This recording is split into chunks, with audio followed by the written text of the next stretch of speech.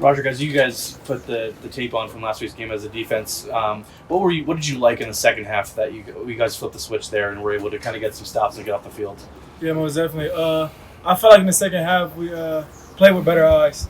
We played with better eyes. Everybody had their eyes in the right spot, and we read our keys. And as you can see, when we read our keys and have our eyes in the right place, it's hard to score on us and move the ball. So that was good in the second half. Omarion was out there for basically the whole second half. I think in the second quarter he kind of got inserted in there. Sure. Did you feel that flip switch when he got in there? Oh yeah, Cormani's a dog, man. That's my dog. I know when Cormani's in, he got that dog in him. So he's gonna compete every play. So just him getting in, I already knew it was gonna happen. I already knew he was gonna make plays and do what he do best. Big picture wise, after a couple losses that you guys have had playing two top 10 teams, how important is this week for you guys to get back on track? Not only to win on, but to play really well. Oh, this is a big game for us. It has been pretty sucky that we lost the 2 games, but even still, we're still standing together as a team.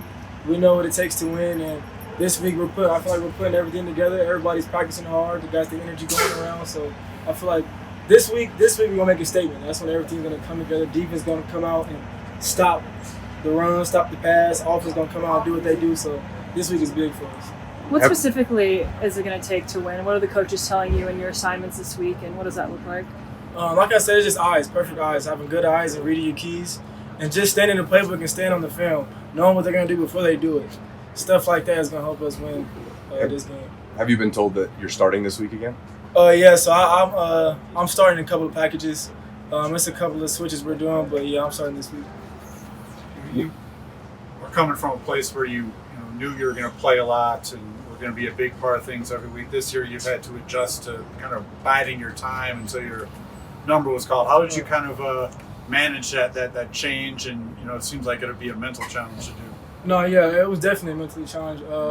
I knew coming in here I was going to have to work. I mean, coming from the school I was at, I was a big fish in a small pond. But yeah, just coming here, I knew I was going to have to work and fight every day, which I'm still doing now, even though I'm in a rotation now. I'm still fighting like how it was a couple of weeks ago, not in start rotation. So it's definitely a mental thing, but I just stayed focused, trust the keys, trust my coaches, and I believe. Coach Prime says you have to believe, and I believe, and I'm still believing. How has playing for Coach Prime lived up to your expectations? Has it surpassed it? What's been different? Oh, no, man, this is a dream. It's crazy because last year I was watching Jackson State in the championship game, and me and my dad was sitting there. I'm like, man, I wish I could play for Coach Prime. And it was crazy just hitting the portal and just having that conversation with them within like the first 48 hours. It was a dream come true. So I knew as soon as I got that call, I was like, yeah, I'm coming straight to Colorado. There's no question about it. Rod, were you surprised at all seeing Omarion go off last weekend?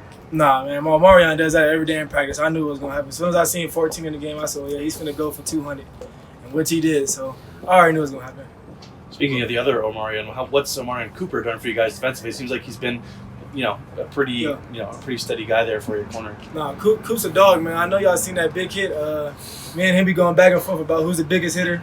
I still hold that belt, but that was a good hit he put on him. But Coop's a dog, man. He's a dog. He also competes, and I feel real comfortable with Coop in the game and all those guys in the game, man. But yeah, Coop's a baller for sure. What's the confidence like in the safety room? Because obviously we've seen yourself and Cam as well come in replace of Shiloh and Slusher the last couple weeks, and you guys have not really missed a beat there. No, yeah, we're confident. We're experienced.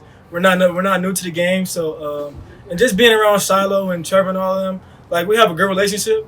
So it's like even when we watch film, we'll watch film together, and we'll pick off of each other on certain techniques or certain things that they see and certain things that we see. And then when it comes to game time, we'll just put it together. So it's basically like we're playing as one.